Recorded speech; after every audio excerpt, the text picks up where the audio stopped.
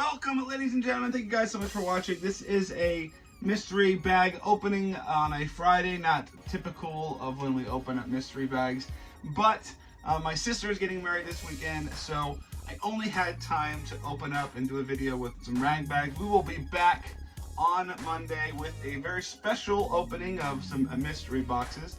Not bags, but boxes. So let's go ahead and get into these bags. We have two bags right here, fresh from the thrift store. If you're unfamiliar with this, I don't have this gun, but I do have a Springfield, so I'm gonna keep that. If you're familiar with this series, we buy these rag bags that are intended to be like sold to like mechanic shops and such, and we search them for vintage t-shirts that are getting potentially sent to just be used to, you know, mop up oil, and so we save them. Unfortunately, in some cases we find some great stuff, but or some we just don't find any great stuff. But on the occasion, we do find some pretty amazing stuff, and we have had a pretty good record this year for finding dope vintage and valuable vintage tees.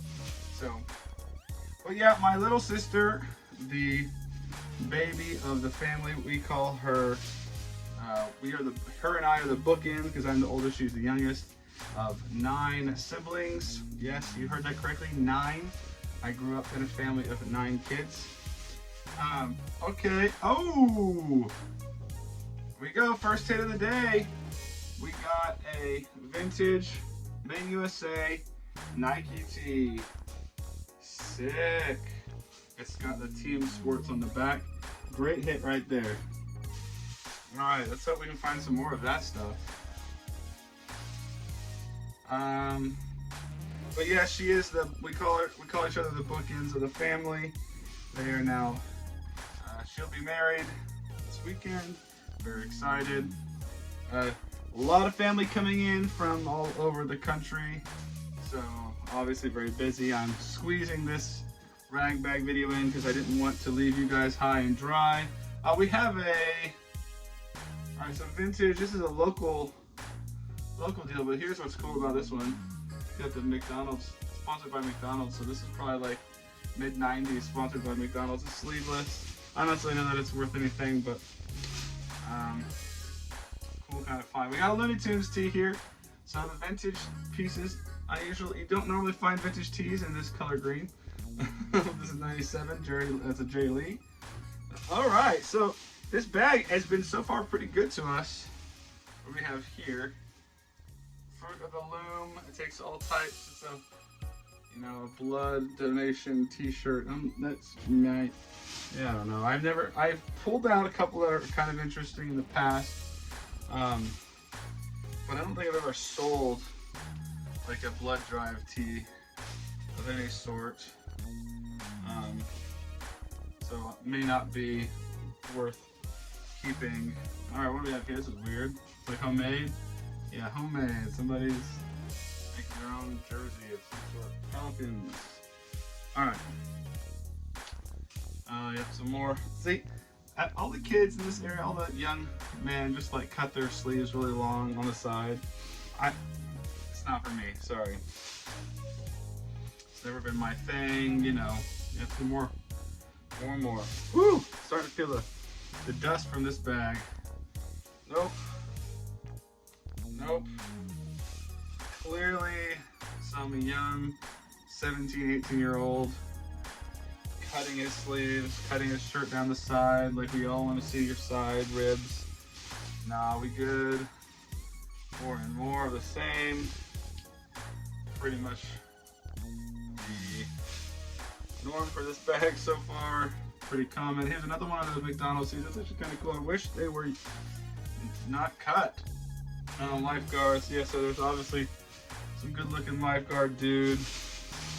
Wanted to show off his rib cage. Alright, come on. Still quite a bit in this bag. We have a vintage t-shirt.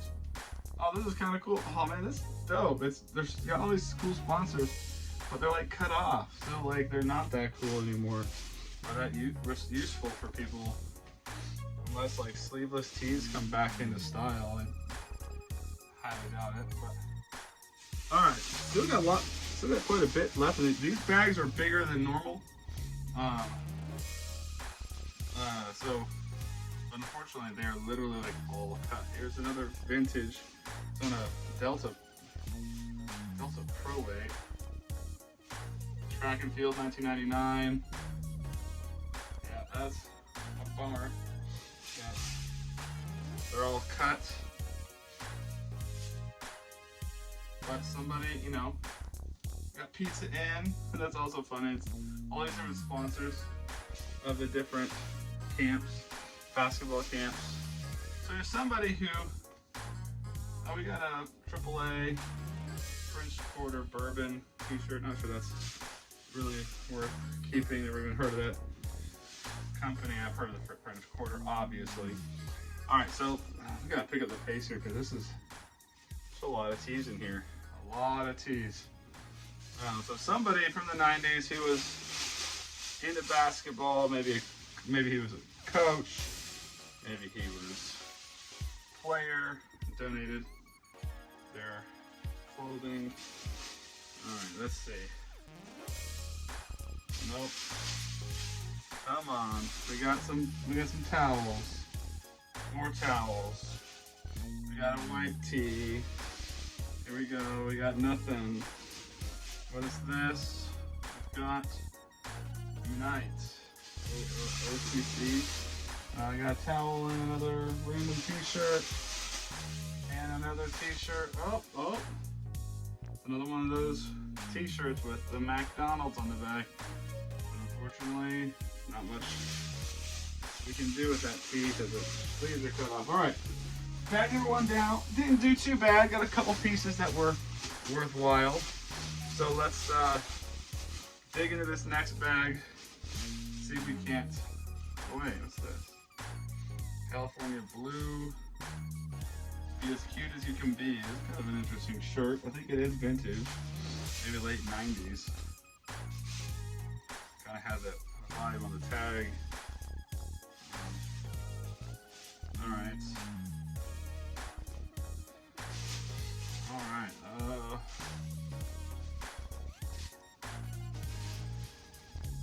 Wow, lots of not interesting teas here. Sometimes it happens. But oh well. Anyway, guys. Hope you guys are doing well out there. I hope you are enjoying life. If you're reselling, hopefully you're doing well. Okay, we got a Pokemon tee. Not a vintage Pokemon tee, but still a cool, like tie-dye Pokemon tee. If you are a reseller, go ahead and raise your hand. Woohoo! We got an old, not vintage Red Sox, but I think it's Mini Ramirez.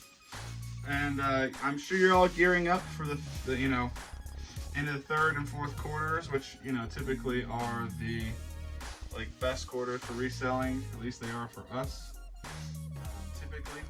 So we're doing a lot to try to get prepared. We're trying to have more listings up and live this year than we did last year, just to try to keep our growth trajectory.